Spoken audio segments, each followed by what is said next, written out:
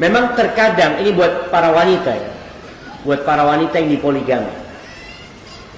Ketika terjadi poligami, takdir apa enggak? Takdir. Buat wanita poligami itu musibah apa enggak? Musibah. Anggap buat mereka musibah. Jadi tugas seorang ketika menghadapi musibah apa? Bersabar. Yang pertama menerima. Jamaah, antum kalau kena musibah kemudian tidak menerima, antum akan bunuh diri. Hidup ini jadi pahit. Ketahuilah tidak ada malam kecuali berakhir dengan fajar.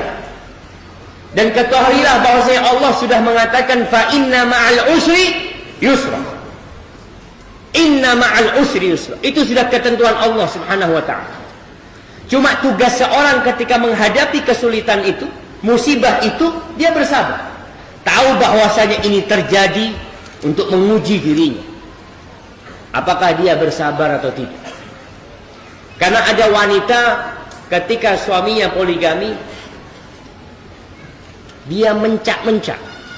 Mencak-mencak itu marah-marah.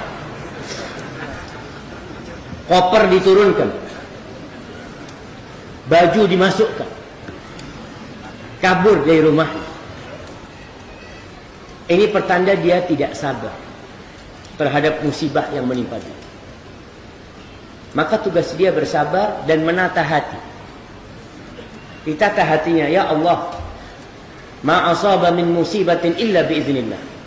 Tidak ada satu musibah pun yang terjadi kecuali dengan izin Allah.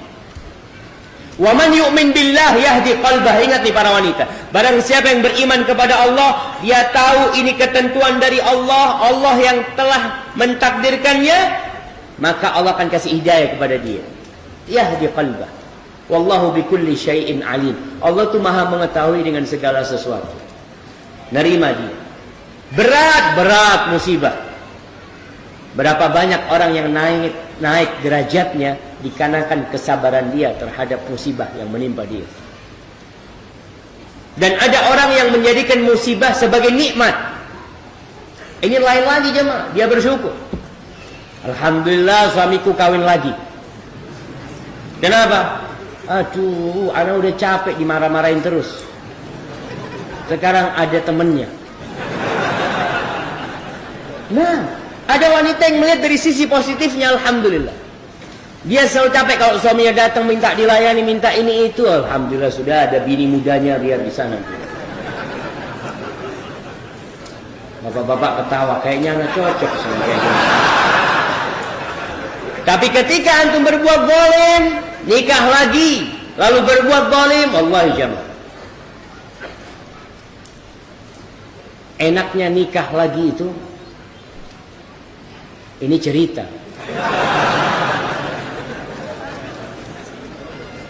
Sebagian orang mengatakan Masya Allah Ustaz, memang mungkin di hari-hari pertama enak. Sebenarnya enggak juga Ustaz. Di hari-hari pertama itu seorang suami itu harus memanage konflik yang terjadi. Dia bukan menikmati kawinnya, tapi dia selalu datang ke rumah istri tuanya. Ya Allah, gimana caranya nanti kalau masuknya menghadapi anak-anak macam-macam. Karena memang kondisinya tidak seperti dulu. Lingkungannya sudah rusak sekarang ini.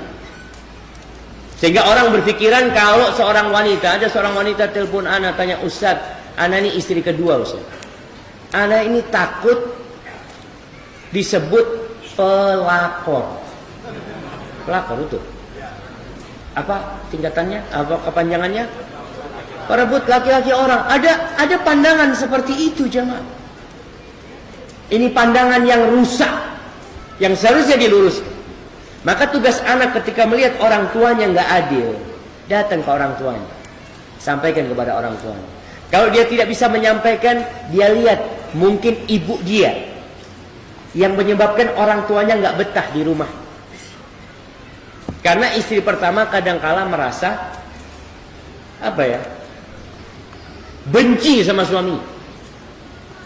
Suaminya datang nggak dibukakan pintu. Minta teh nggak dibikinkan teh, cuma diliatin doang.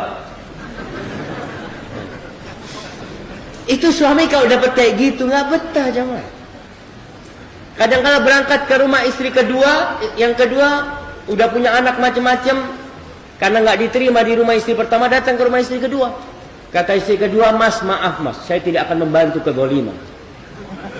Ini waktu istri pertama, afwan tak kunci mas. Kira-kira tidur gimana dia jemaah? Allahu Akbar. Jadi jemaah intinya seorang anak bantu bapaknya untuk berlaku adil. Jangan sampai si anak juga benci sama bapaknya. Si anak punya kewajiban berbakti sama orang tuanya. Bagaimana bersama keluarga nanti masuk surga ke sana. Maka berusaha anak ini untuk menjalin hubungan baik dengan ibu, dengan istri bapaknya yang kedua. Menjalin hubungan baik. Agar bapaknya bisa baik lagi dengan ibu pertamanya. Dalam kehidupan ini Allah mengatakan wa ta'awanu 'alal birri wat taqwa. Kalian saling tolong-menolong dalam kebaikan dan ketakwaan kepada Allah Subhanahu wa taala. Kezaliman jangan dibiarkan. Walaupun memang tadi kita bicara ini kan udah takdir Ustaz, iya. Tapi kita tatkala melihat kezaliman, kita ada perintah Allah untuk merubah kezaliman tersebut. Hadza wallahu a'lam bissawab.